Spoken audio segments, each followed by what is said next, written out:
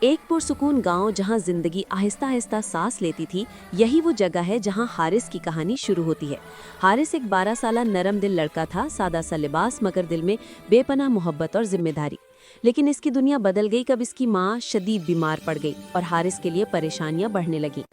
موت کے قریب ماں نے آہستہ کہا، بیٹا ہمیشہ سچائی اور نیکی کا راستہ اختیار کرنا۔ چند لمحوں بعد وہ خاموشی سے رخصت ہو گئی۔